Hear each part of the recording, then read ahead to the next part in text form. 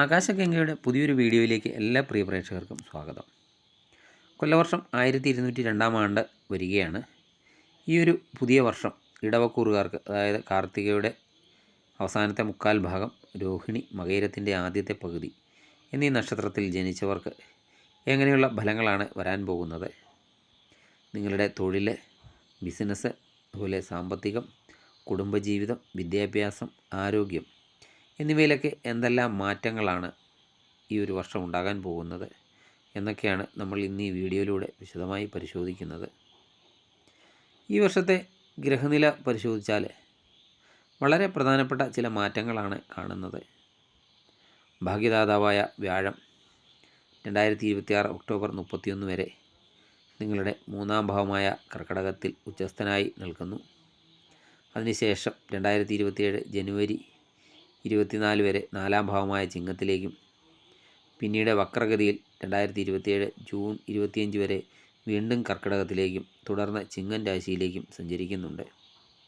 അതുപോലെ കഠിനാധ്വാനത്തിൻ്റെ ദേവനായ ശനി ഭഗവാൻ 2027 ജൂൺ മാസം വരെ നിങ്ങളുടെ 11ാം ഭാവമായ മീനൻ രാശിയിലെ അനുകൂലനായി തുടരുകയും, അതിനുശേഷം 12ാം ഭാവമായ മേടത്തിലേക്ക് രാശി മാറുകയും ചെയ്യുന്നുണ്ട്. ഈ സമയത്ത് ഏഴര ശനിയുടെ തുടക്കമാണ്. രാഹുകേതുക്കൾ 2026 ഡിസംബർ 5 യഥാക്രമം 9, 3 എന്നീ ഭാവങ്ങളായ മകരം, കർക്കടകം എന്നീ രാശികളിലേക്ക് പ്രവേശിക്കുന്നുമുണ്ട്. ഈ വലിയ ഗ്രഹമാറ്റങ്ങൾ നിങ്ങളുടെ ജീവിതത്തെ എങ്ങനെ സ്വാധീനിക്കുമെന്ന് നമുക്ക് വിശദമായി ഈ വീഡിയോയിലൂടെ നോക്കാം. വീഡിയോ പൂർണ്ണമായും കാണാൻ ശ്രമിക്കുക. വീഡിയോയുടെ അവസാനം നിങ്ങൾ ചെയ്യേണ്ട ലളിതമായ പരിഹാരങ്ങളെപ്പറ്റിയും പറയുന്നുണ്ട്. ആദ്യം തന്നെ നമുക്ക് നിങ്ങളുടെ തൊഴിൽ രംഗവും ബിസിനസ് രംഗവും പരിശോധിക്കാം. ഇടവക്കൂറുകാർക്ക് ഈ വർഷത്തിൻ്റെ ഭൂരിഭാഗം സമയവും തൊഴിൽപരമായി വളരെ മികച്ചതായിരിക്കും. കാരണം ശനി ഭഗവാൻ നിങ്ങളുടെ 11ാം ഭാവമായ ലാഭസ്ഥാനത്താണ് 2027 ജൂൺ വരെ നിൽക്കുന്നത്. ജോലിയിലെ പ്രമോഷന്, ശമ്പള വർധനവ് എന്നിവയ്ക്കൊക്കെ ഈ കാലയളവിൽ സാധ്യത വളരെ കൂടുതലാണ്. മേലുദ്യോഗസ്ഥരിൽ നിന്നും സഹപ്രവർത്തകരിൽ നിന്നുമൊക്കെ മികച്ച ഒരു പിന്തുണയും ലഭിക്കുന്നതാണ്. ഒക്ടോബർ വരെ വ്യാഴം 3ാം ഭാവത്തിൽ നിൽക്കുന്നതിനാൽ കഠിനാധ്വാനമൊക്കെ ചെയ്യേണ്ടി വരുമെങ്കിലും അതിൻ്റെ പൂർണ്ണമായ ഒരു ഫലം നിങ്ങളെ തേടിയെത്തുന്നതാണ്. ദീർഘനാളായിട്ടൊക്കെ കാത്തിരുന്ന സ്ഥലം മാറ്റങ്ങളൊക്കെ അനുകൂലമായിട്ടും ഭവിക്കുന്നതാണ്. പുതിയ ഒരു ജോലിയൊക്കെ അന്വേഷിക്കുന്നവർക്ക് ഈ വർഷത്തിൻ്റെ ആദ്യ പകുതിയിൽ തന്നെ അനുയോജ്യമായ ജോലിയൊക്കെ കണ്ടെത്താൻ സാധിക്കുന്നതാണ്. വിദേശത്തൊക്കെ ജോലി ആഗ്രഹിക്കുന്നവർക്ക് 2026 ഡിസംബറിന് ശേഷം രാഹു 9 വരുന്നത് അനുകൂലമായ അവസരങ്ങളൊക്കെ തുറന്നു നൽകുന്നതാണ്. ഇനി ബിസിനസ് ചെയ്യുന്നവരുടെ കാര്യം നോക്കിയാൽ, ബിസിനസ്സിൽ പുതിയ നിക്ഷേപങ്ങളൊക്കെ നടത്താൻ അനുകൂലമായ സമയമാണ്. മുൻപ് മുടങ്ങിക്കിടന്ന പ്രൊജക്റ്റുകളൊക്കെ പുനരാരംഭിക്കാൻ സാധിക്കുന്നതാണ്. കൂട്ടുകച്ചവടത്തിലൊക്കെ ഏർപ്പെട്ടിരിക്കുന്നവർക്ക് മികച്ച ഒരു ലാഭമൊക്കെ ഉണ്ടാക്കാൻ സാധിക്കുമെങ്കിലും സാമ്പത്തിക ഇടപാടുകളിലൊക്കെ കൃത്യത പുലർത്തേണ്ടതുമാണ്. ശ്രദ്ധിക്കേണ്ട കാര്യം, 2027 ജൂണിന് ശേഷം ശനി 12ാം ഭാവത്തിലേക്കൊക്കെ മാറുന്നതോടെ ജോലിയിൽ ചെറിയ രീതിയിലുള്ള സമ്മർദ്ദങ്ങളോ അനാവശ്യമായ സ്ഥലം മാറ്റങ്ങളോ ഒക്കെ വരാം. അതിനാൽ വർഷത്തിൻ്റെ അവസാന മാസങ്ങളിൽ തൊഴിൽ രംഗത്ത് അതീവ ശ്രദ്ധയും പുലർത്തേണ്ടതാണ്. ഇനി സാമ്പത്തിക കാര്യം എങ്ങനെയുണ്ടെന്ന് നോക്കാം. ഇടവക്കൂറുകാർക്ക് സാമ്പത്തികമായി ഈ വർഷം സമ്മിശ്രമായ ഫലങ്ങളാണ് നൽകുന്നത്. ലാഭസ്ഥാനത്തെ ശനിയുടെയൊക്കെ സ്ഥിതി മൂലം വർഷത്തിൻ്റെ പകുതിയിലധികം സമയവും വരുമാനത്തിൽ വലിയ കുറവുകളൊന്നും അനുഭവപ്പെടില്ല. ഒന്നിലധികം മാർഗങ്ങളിലൂടെ ധനാഗമമൊക്കെ ഉണ്ടാകുന്നതാണ്. മുൻപ് ആർക്കെങ്കിലും കടം കൊടുത്ത പണം തിരികെ ലഭിക്കാനും ഈ സമയം സഹായിക്കുന്നതാണ്. വ്യാഴത്തിൻ്റെ അനുകൂല ഭാവമാറ്റങ്ങളൊക്കെ വരുമ്പോൾ ഭൂമി, വാഹനം എന്നിവയൊക്കെ വാങ്ങുന്നതിനായിട്ട് പണം ചെലവഴിക്കേണ്ടി വരുന്നതാണ്. ദീർഘകാല നിക്ഷേപങ്ങൾക്കൊക്കെ ഈ വർഷം തുടക്കം കുറിക്കാനും സാധിക്കുന്നതാണ്.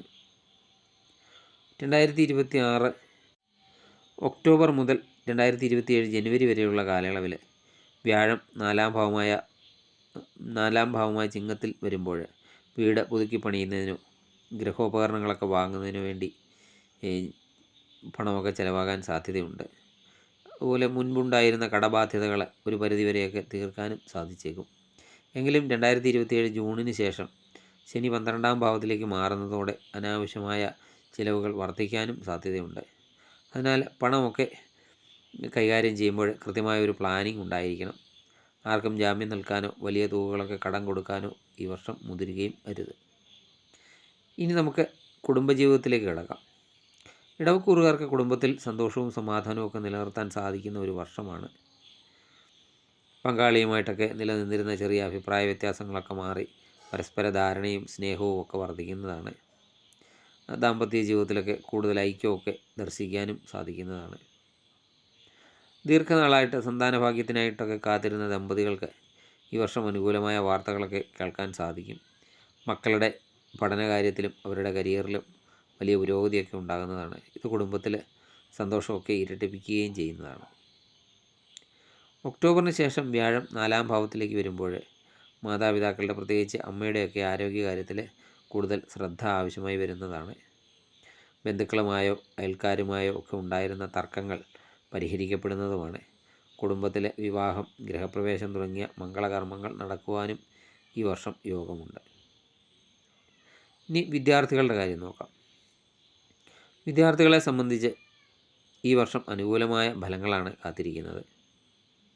വ്യാഴത്തിൻ്റെ അനുഗ്രഹമൊക്കെ ഉണ്ട്. അതിനാൽ വിദ്യകളിലൊക്കെ ഉന്നതിയും ഏകാഗ്രതയും ഒക്കെ വർദ്ധിക്കുന്നതാണ്.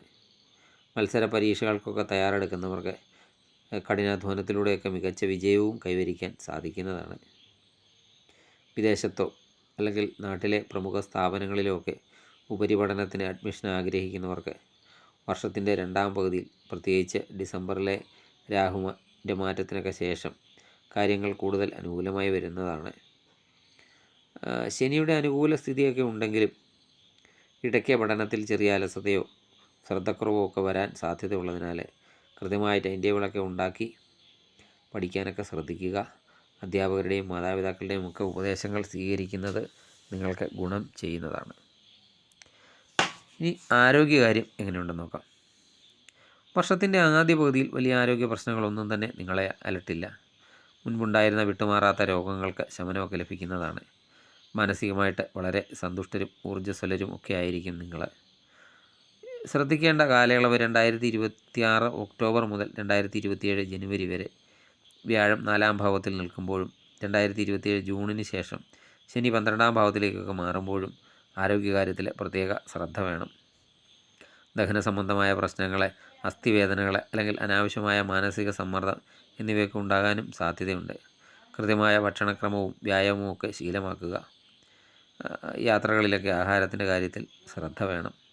അനാവശ്യമായ ചിന്തകളൊക്കെ ഒഴിവാക്കാൻ ധ്യാനമോ യോഗയോ ഒക്കെ ശീലമാക്കുന്നതും ആരോഗ്യത്തിന് നല്ലതാണ്. ഇത്ര നേരം നമ്മൾ പറഞ്ഞത് പൊതുവായ ഫലങ്ങളാണ്. ജാതകത്തിലെ ദശാകാലങ്ങളൊക്കെ അനുസരിച്ച് ഇതിൽ മാറ്റങ്ങളൊക്കെ വരാം. ഈ വർഷം വരാനിരിക്കുന്ന ദോഷങ്ങളുടെ കാഠിന്യം കുറയ്ക്കാനും ഗുണഫലങ്ങളൊക്കെ വർദ്ധിപ്പിക്കാനുമായി ചെറിയ ചില പരിഹാര മാർഗങ്ങളൊക്കെ ചെയ്യുന്നത് നന്നായിരിക്കും. 2027 ജൂണിന് ശേഷം കണ്ടകശനി, ഏഴരശനി തുടങ്ങുകയാണ്. ഇതിൻ്റെ സ്വാധീനം വരുന്നതുകൊണ്ട് ശനിയാഴ്ചകളിൽ ശാസ്താക്ഷേത്ര ദർശനം നടത്തുക. നീരാഞ്ജനം വഴിപാട് കഴിക്കുന്നത്, എള്ളുതിരി വഴിപാട് കഴിക്കുന്നതൊക്കെ നല്ലതാണ്. അതുപോലെ ഹനുമാൻ ചാലിസ ജപിക്കുന്നതും ശനിയുടെ ദോഷം മാറ്റാൻ നല്ലതാണ്. അതുപോലെ വ്യാഴാഴ്ചകളിൽ വിഷ്ണു ക്ഷേത്രത്തിലോ ശ്രീകൃഷ്ണ ക്ഷേത്രത്തിലോ ദർശനം നടത്തി അർച്ചന, പാൽപ്പായസം എന്നിവ വഴിപാടായിട്ടൊക്കെ നൽകുക. ഭാഗ്യസൂക്ത പുഷ്പാഞ്ജലിയൊക്കെ നടത്തുന്നത് നിങ്ങൾക്ക് കൂടുതൽ ഐശ്വര്യം നൽകും.